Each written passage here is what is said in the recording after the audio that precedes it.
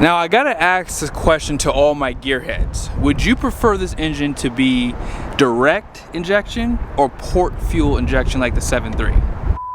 Welcome back to JB Reviews. I have a 2024 GMC Sierra 3500 AT4, and this is very unique. This has the gas powertrain. Now, I do think this is going to be more popular because of that 10-speed Allison. So let's go ahead and do a quick walk around. I'm going to show you guys the payload, and yeah, let's start with the window sticker. Special shout out to Jerry Seiner, Buick GMC here in South Jordan, Utah. If you are in the market, this truck's available, so you might not want to sleep on this one. This is a nice configuration. Here's the spec of this truck with the colors and powertrain. Standard equipment is down below. Should have paused it to see more. And base price is $70,300. Now this does have the tech package and the AT4 package right there. Sunroof, gooseneck, and the paint was additional price. Now I don't know why they put a high idle switch on this truck. You don't really need that for gas. Trailer tire pressure is $50. I definitely recommend you get that every time.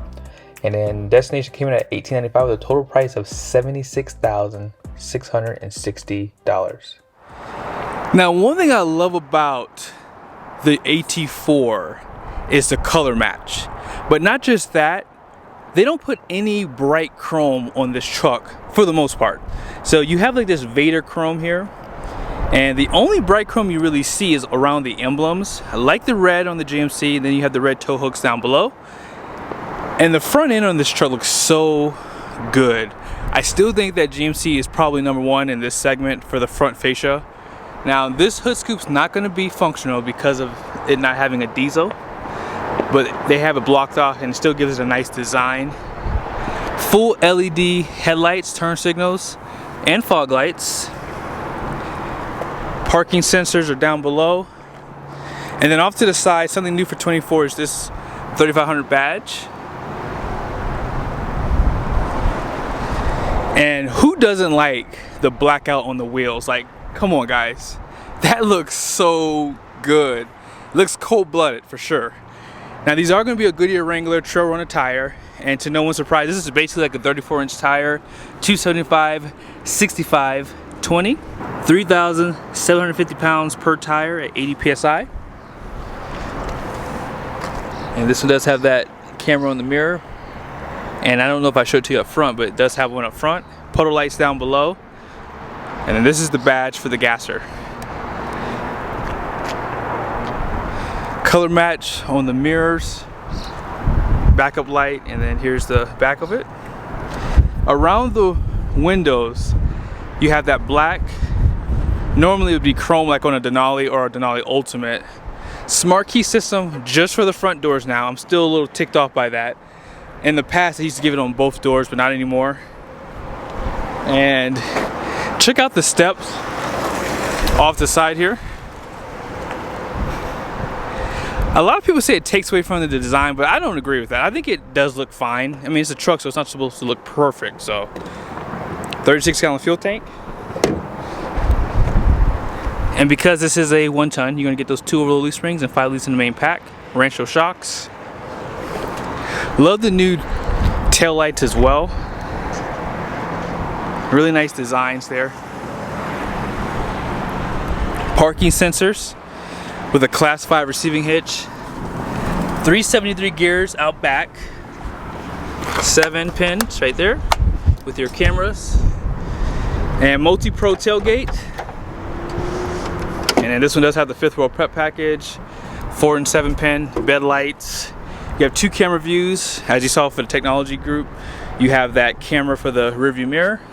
120 volt plug, rated at 400 watts. And check that out too. They stamp AT4 in the bed there. Did this one have the kicker sound system? I didn't think it did. Nope. It does not have that, but that is available for the AT4.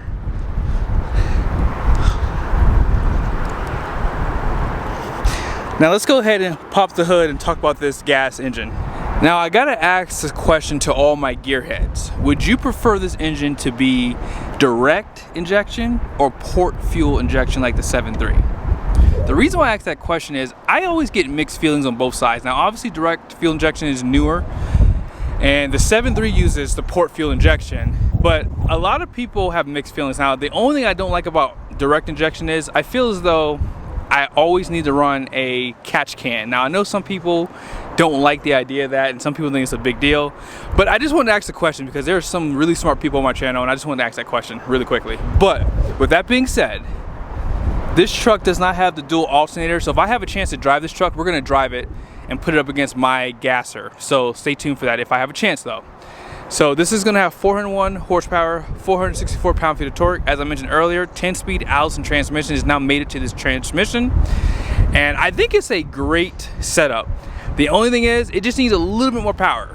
And I might be jumping ahead of myself, but I also think that there might be some torque management. So when you're towing a trailer, I do believe that you get more power because I've done some 0 to 60 tests against the old 6-speed setup, and my truck actually beat it. Now unloaded, the 6-speed beat my truck, so I don't know. We'll have to wait and see how that all shakes out. Maybe I'll do some tow haul mode 0 to 60 tests unloaded and see if that helps. Now one of the biggest improvements for 2024 is this interior. I don't care who you are, most people were disappointed in 2020. And for 2024, I think most people are happy. I haven't seen any negative comment about this interior. So on the door, obviously power windows, power door locks. The front two are auto up and down. The backs are just auto down. Now here's some of your controls for your tow mode. And they do power fold on both sides. Stitching and piping pretty much throughout the interior. You have that Kalahari accent pretty much everywhere. Now these seats are unchanged. And that's okay because like I said, these seats have always been pretty nicely done. But the dash, the door cards, and everything else looks so good. 10-way driver's seat. And getting in and out is not hard at all, despite it not having running boards. Electronic parking brake, full-wheel drive system and drive modes, lighting, heads-up display, and then this is for your windshield wipers and high beam. Now here's some of the controls for the steering wheel. 12.3-inch display, 13.4, and a 15-inch heads-up display. There's some more of that piping and stitching. And check out the design that runs pretty much all the way across the dash. Right there, and all the way over. I'll show that to you in a second. Now, some of the controls, you have your stop-start, dual climate control, heated and ventilated seats. Everything is laid out perfectly. That's something that GM has always been good at. Even though the last interior design was very like whack, it was easy to use and the fit and finish was really good. Nice accents right there. And this has like a soft touch to it too, right there. And some storage, cup holders. Now I want to address this really quickly. A lot of people do not like where this is at. I think that this is a good spot. Here's why. Once you learn where this is, when you're in a panic situation towing a trailer, this will be easier to pull versus reaching for. So in my mind, if I was towing my trailer, I would always kind of keep my hand here for the first few times that I tow. That way I get used to where the trailer brake is. And if you need to change the gain, anything like that, right? It's just easier to do because you don't have to reach for it. It's just right here. Some people have mentioned, and I've watched a couple videos where if something spills here or anything like that, that is true, but I think that they pretty much thought about that, and this is going to be most likely protected from, you know, going out. A little bit of soft touch here, stitching, AT4 badge on the center console, stitched and perforated leather in the center of it. Now let's go ahead and check out this side of the interior. Now something in the past I've noticed was an issue was when you push this button, this would not open well. They did already fix that from what I can see. Now they do put Velcro inside of this area. They do not do this for the Chevys. I wish they would. And then down below, and it says there, this truck should not be used to carry a slide-in camper. A little bit of storage on the side. And let's check out the back. Pretty much the same interior except for the door cards And they did restyle this outboard heated seats, USBs, missing a power plug. I would like for them to do that maybe for 2025, maybe. And storage in the back and below the seat. Flat floor surface, power sliding glass, black roof. I won't take too much time here, but you can pretty much change the layout of this system pretty dang easily. And you can change the information that you see on the left and right. Also, the info page can be updated with information. I'll just go ahead and just select everything, that way you guys can see it. And if you go to this side, this is everything that you could see.